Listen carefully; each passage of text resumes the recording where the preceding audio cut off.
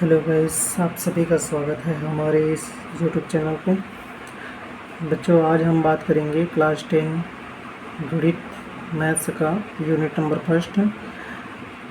First में आपका बहुपद। ठीक है, बहुपद में हम देखते हैं कि बहुपद पहले तो शब्द क्या है उसको। तो बहुपद जो है, बहुपद एक ऐसा शब्द है जो कि दो शब्दों से मिलकर बना है। एक है बहु और दूसरा है पद। बहु का मतलब है बहुत सारे, क्या होता है, बहुत सारे। और पद मतलब होता है स्थान। ठीक है, तो एक ऐसा पद जिसमें बहुत सारे स्थान हैं उसको हम क्या बोलते हैं, बहुपद। जिसके देखिए, जैसे कि हम लिख दें यहाँ पर दो, तो दो का यहाँ पर कितने स्थान है, सिर्फ एक ही स्थान है। लेकिन वही हम अगला देखते हैं, जैसे कि 2 + 2 लिखते हैं, तो अभी यहाँ पर कितने स्थान दिख रहे हैं, दो के दो स्थान दिख रहे हैं, बीच में प्लस है, भले ही जुड़ कर 4 हो जा रहा है। ठीक है, ये अभी इसमें कितने पद हैं, एक पद, ये दो पद। दो पद को जोड़ करके हम यहाँ पर 4 लिखते हैं, ये फिर से एक पद बन गया। इसी में आगे जब हम बात करते हैं, ठीक है, तो बहुपद में जैसे कि मान लीजिए एक और 2 + 4 + 6 + 8 ये कर देते हैं, तो देखिए इसमें कितने पद हो गए, 1 2 3 4। ठीक है, तो 4 पद हो गया। ठीक है, तब देखिए आपको ये बहुपद समझ में आ गया। अब हम समझते हैं कि चर और अचर क्या है। चर राशि एवं अचर राशि। चर राशि एवं अचर राशि क्या चीज़ होता है, देखिए। चर राशि हम उसे कहते हैं जिसका मान कोई फिक्स नहीं होता। चर राशि उसे कहते हैं जिसका मान फिक्स नहीं होता, उसका मान कुछ भी हो सकता है। जैसे कि हम चर राशि में अधिकतर क्या क्या यूज़ करते हैं, x y z a b c, मतलब जो अल्फ़ाबेटिकल होता है ना, जो ABCD वाला लेटर होता है, ए से लेकर जेड तक कोई भी लेटर यूज़ करते हैं चर राशि के लिए। अचर राशि में जिसका मान फिक्स होता है, जैसे कि संख्या हम लिख देते हैं 2। 2 एक ऐसी संख्या है जिसका मान फिक्स है। 2 को आप कभी भी 3 नहीं बोल सकते, 2 2 ही है। ठीक है, 2 क्या है, 2 है। इसको हम क्या बोलते हैं, अचर राशि, जिसका मान आप बदल के नहीं बोल सकते। अच्छा, अब हम बात करते हैं ये चर राशि क्या है। ठीक है, इसको याद करने का एक बढ़िया तरीका बताता हूँ। चर राशि हम उसे बोलते हैं जिसका मान कभी भी बदल सकता है, जिसका मान कोई फिक्स नहीं होता है। ठीक है, जैसे x का मान 1 2 3 4 5 कुछ भी हो सकता है। ठीक है, इसी तरह y का भी हो सकता है 1 2 3 4 5 6। ठीक है, कुछ भी हो सकता है। लेकिन अचर राशि में 2 का मान 2 ही होगा, 3 का मान 3 ही होगा। ठीक है, तो इसका मान आप बदल के नहीं बोल सकते, लेकिन इसका मान आप कुछ भी बोल सकते हो। मतलब इसका मान फिक्स नहीं रहता, ये हल करने के बाद आता है, लेकिन ये पहले से निर्धारित रहता है। अच्छा, अब हम समझते हैं इस चर राशि और अचर राशि का कॉम्बिनेशन, इनके कॉम्बिनेशन से कैसे हम पद बनाते हैं। जैसे कि यहाँ से एक ले लेते हैं x, यहाँ से ले लेते हैं 2 और दोनों को जोड़ देते हैं। ठीक है, तो ये कौन सी राशि है आपकी, क्या है, चर राशि, और ये क्या है, अचर राशि। चर और अचर को जोड़ने पर, ठीक है, दोनों को यहाँ पर हम जोड़ देते हैं, लेकिन ये क्या जुड़ेगा, दोनों क्यों नहीं जुड़ेगा, देखिए ये क्या है, इसका मान तो फिक्स है, लेकिन इसका मान कोई फिक्स है क्या, नहीं है। इसका मान 1 भी हो सकता है, 2 भी हो सकता है, 3 हो सकता है, कुछ भी हो सकता है। जैसे कि हम इसको जोड़ करके कुछ भी लिखेंगे, तो यहाँ पर कोई कंफर्म नहीं हो पा रहा है कि इसका मान है क्या। हम संख्याओं को जोड़ सकते हैं, लेटर्स को नहीं जोड़ सकते। ठीक है, कि आप इसको जोड़ करके ऐसा नहीं बोल सकते कि 2x या 5x, 5 आएगा 4 आएगा, ऐसा नहीं बोल सकते। ठीक है, तो देखिए चर और अचर का कभी भी योग नहीं हो सकता, कभी भी योग और घटाव नहीं हो सकता। तो ये जैसा है ये ऐसा ही रहेगा। आई बात समझ में। अच्छा, अब हम समझते हैं कि ये पद क्या है। इसमें चर और अचर का हमने योग किया, तो हम इसमें पद को कैसे डिफाइन करेंगे। देखिए यहाँ पर हम लिखे कितनी x प्लस 2। अभी जब हम बात कर रहे थे यहाँ पर 2 प्लस 2 कितने पद हुए थे, 2 पद हुए थे। अब यहाँ पर देखिए यहाँ पर बीच में प्लस है ना, प्लस के पहले यहाँ से काउंट करते हैं एक पद, ये दूसरा पद, तो इसमें क्या है 2 पद हैं। कितने पद हैं, 2 पद। इसको हम द्विपद भी बोल देते हैं। क्या बोलते हैं, द्विपद। आई बात समझ में। अच्छा आगे जैसे कि हम इसमें एक और देखते हैं x प्लस 4। अब बताइए इसमें कितने पद हैं, 1 2, कितने पद हैं, 2 पद। तो इसको हम क्या बोलेंगे, द्विपद। आ रहा है बात समझ में। चलिए एक और लेते हैं, एक और ले लेते हैं जैसे कि y माइनस 2। बताइए इसमें कितने पद हैं। इसमें चिन्ह और लेटर्स से कोई मतलब नहीं है, बस यहाँ पर आपको देखना है कि आपको संख्याएं या लेटर संख्या 4 आचार कितने दिख रहे हैं, 1 2, ठीक है 2 दिख रहे हैं, 1 2, ये क्या है द्विपद, ठीक है।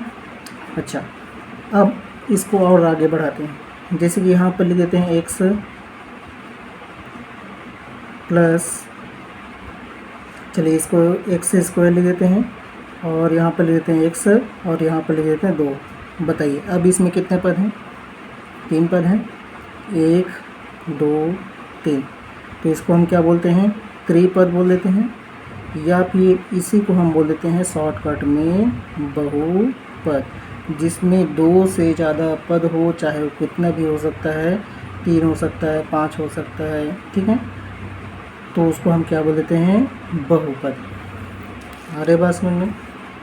अच्छा अब समझते हैं कि ये हम x स्क्वायर लिखे हैं, इसका क्या मतलब है, ठीक है, x स्क्वायर। जैसे कि देखिए अब हम जब संख्याओं को गुणा करते हैं, 2 गुणित 2 करते हैं, कितना हो जाता है, 4 होता है।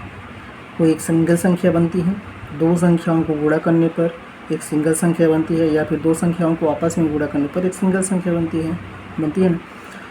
तो उसी के जैसे इसमें लेटर्स में क्या होता है, जो चर राशि है उसमें क्या होता है, जब हम x का गुणा x के साथ करते हैं तो ये हो जाता है x का घात 2।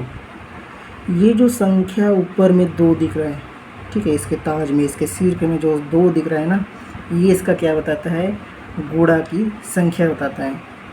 मतलब x कितने बार गुणा हुआ है, मतलब x को हम कितने बार गुणा किए हैं वो बताता है। जैसे कि यहाँ पर 2 है तो x यहाँ पर गुणा के पहले और गुणा के बाद, ठीक है, संख्या इसकी कितनी होगी, 1 और 2, x की संख्या कितनी होगी, 2।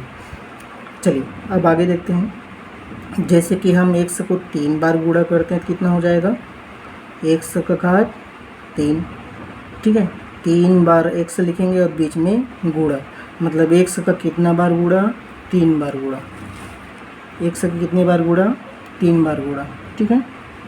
इसको हम क्या बोलते हैं, इसको देखिए x का त्रिघात या x का क्यूब भी बोल देते हैं, ठीक है, इंग्लिश में। ये आया समझ में। x का स्क्वायर मतलब x का घात 2 है, मतलब x का 2 बार गुणा, x का घात 3 है, मतलब x का 3 बार गुणा। चलिए अब आगे बताइए, यदि x का घात 4 है तो क्या आएगा, x का 4 बार गुणा, ऑब्वियसली बात है, x गुणा x गुणा x गुणा x, ठीक है। इसी के जैसे आप और भी बहुत सारे बना सकते हैं। तो बेसिकली ये क्या बताता है, x का जो भी पावर रहेगा वो उसकी क्या बताता है, गुणाओं की संख्या बताता है, वो कितने बार गुणा हुआ है उसको बताता है, ठीक है। चलिए अब हम समझते हैं,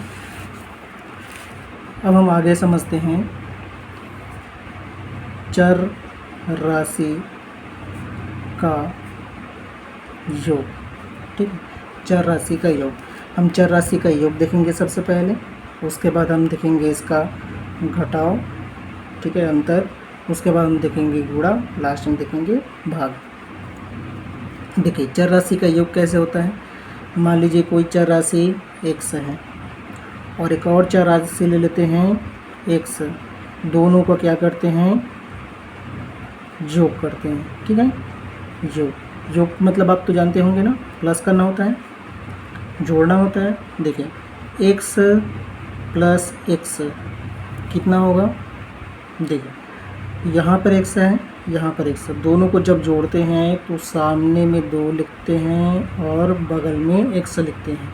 ठीक है, देखिए इसमें आपको यदि आप अच्छे से इसको देखेंगे, अच्छे से गौर करेंगे तो आपको एक अंतर नज़र आएगा कि यहाँ भी 2 लिखा जा रहा है, x के घात 2 में भी 2 है, यहाँ भी सामने में 2 है।